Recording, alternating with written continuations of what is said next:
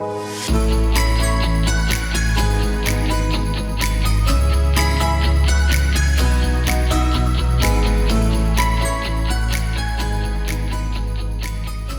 everyone, to another episode of the Silk Stocking Sisters podcast.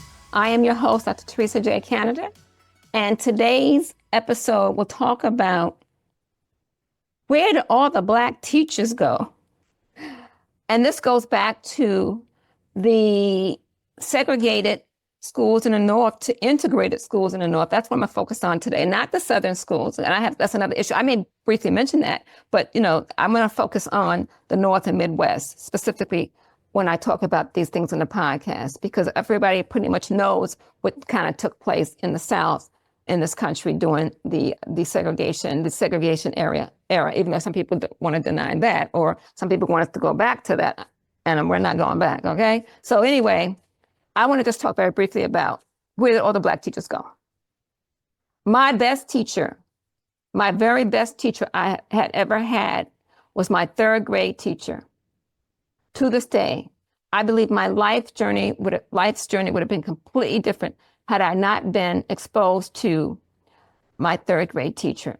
And some people don't understand that, but I think early on it's important. That's why I focus on early childhood education in terms of my research, because I think you have to make a dent early on. It's more difficult to you can still do it, but it's more difficult as time goes on, as you build yourself up later in the system. But the key piece for me, and I think for other people as well, other children, is if you get that good foundation with an excellent teacher who sets a foundation, certain standards for you, then you're more likely to succeed. And for me, it was my third grade teacher. And much had to do with the fact that after my third grade, that's when I changed and went to another school, which I talk about in my book, and what happened to me and some of my friends who were also part of the so-called desegregation process in the mid-1960s. And part of it was the fact that even though they were able to send us to these schools, now I didn't take a yellow school bus.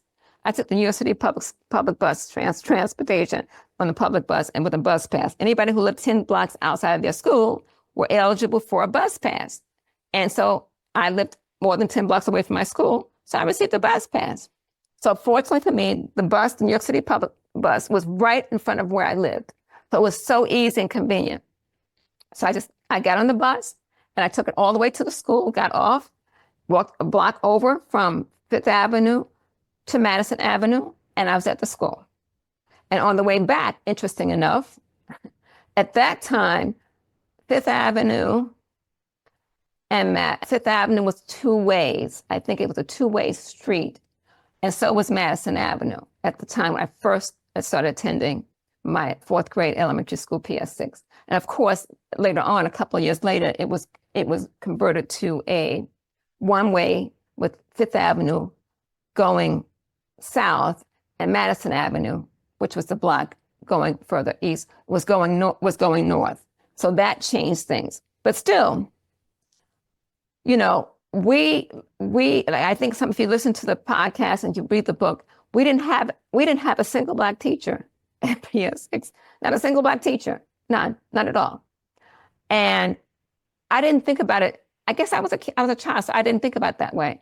But why would you send children to these new schools, especially after, I think a year or so after we attended PS6, they had the actual yellow school buses being transporting students to the schools for so-called integration and leave them at the old schools and then bring them to PS6 and other schools that was happening across the city. But the key was they never transferred any of the teachers. Okay, the majority of Black teachers were still, if they had a position teaching, they were all in neighborhoods that were predominantly Black, or the Puerto Rican teachers, or predominantly Puerto Rican. That was it. That's where you would see Black teachers in the neighborhoods that had predominantly Black or Puerto Rican students, because that was the large populations in certain areas, in urban areas in the North and Midwest. Okay, so you go to these new schools, and there's no teacher, no Black teacher, no Puerto Rican teacher, no other teacher, no specific teacher of any ethnic group, okay, that you might have seen in your previous elementary school. The other thing about, you know, the Black teachers, where do they all the Black teachers go? Of course, from, if you go from a segregated school in the North to an integrated school in the North, you don't, in the neighborhoods where we grew up initially, teachers lived in the neighborhood. Many of them, the Black teachers, lived in a neighborhood or lived nearby where they could actually go visit your home. I know there's some teachers, I don't know if they came to my home, but I know that they did attend, they did go to some homes of some of my classmates that were classmates with me in the third grade. That much I do know. So I don't think they did it much longer after that. But at that time, they lived in the same neighborhood. So they were part of the community. But interesting enough, the type of teachers who were not Black in those schools, many of them were not necessarily certified or were new teachers who were new at teaching. They had just probably graduated from college, and this is where they were placed until they were able to leave or go to their own neighborhoods where they lived. Many of them lived out in the suburbs. And once they got their master's degree or they had enough experience, they were able to or get a position open in their district where they lived, then they would transfer or probably apply for a position in those schools. And that happened quite often, right? So basically, those of us who had to leave our neighborhoods to go to the other schools, we really didn't see any Black teachers pretty much. I don't know. I think maybe in junior high school, I remember I know we had a Black teacher in junior high school. It was English teacher. I remember that. But that, for me, that was it for junior high school. And then high school, yes, there were a couple of more Black teachers in my high school, but I only had one of them, and that was a math class. I'll never forget that one. That's another story. That's another podcast topic, probably talk about the math teacher, the Black math teacher. Because I talk about to my students who I teach now in the university. I think I used to teach undergraduate courses to teach prep students. I tell them about the story about my math teacher. So basically, why the Black teachers not able to make that transition? Why did they not allow transfers for Black teachers to go to the schools that the Black students were going to? And there was no real reverse of students going from these predominantly white affluent communities coming to the Harlem district. So what happens? All right. All the Black teachers stayed where they were.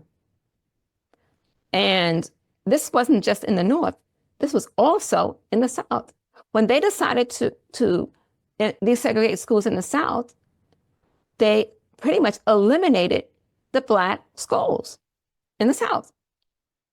And of course, they didn't allow the principals or any of the teachers, basically very few of them were able to actually get similar positions in the predominantly white school, on the white schools, period. Because I know I have relatives who were educators.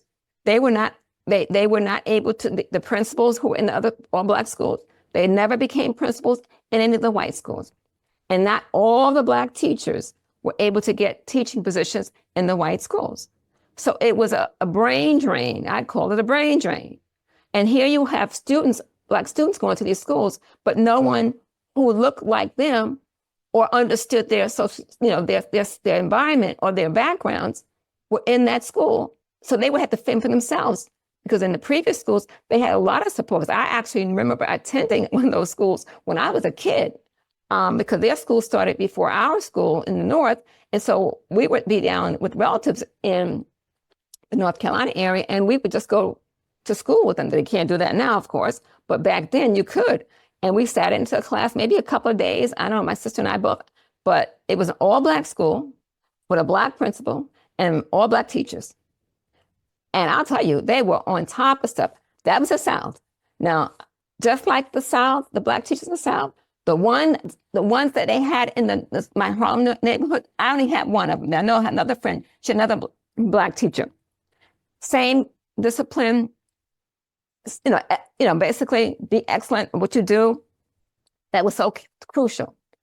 So I just want to say that we need to make sure that everybody has an opportunity to see the different types of teaching, different teachers, and not just K through, nursery, kindergarten, if it's not, preschool to 12th grade, at every level. And I'll talk more about higher education another time. But right now, the focus is the early education, because if children don't see at that level, and they have to wait till they get to college, even if they get to college, I think there's even less of that in colleges, then how they're going to get a sense of everybody having a way to contribute or see that or improve their self-image.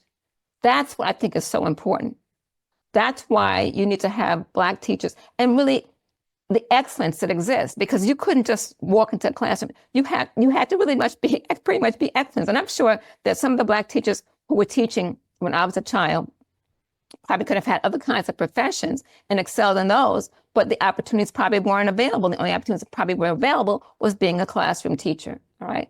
So I think those teachers wanted us to have a better opportunity so that we can then choose other professions if we had the opportunity to do that. But they knew we had to be excellent at what we did.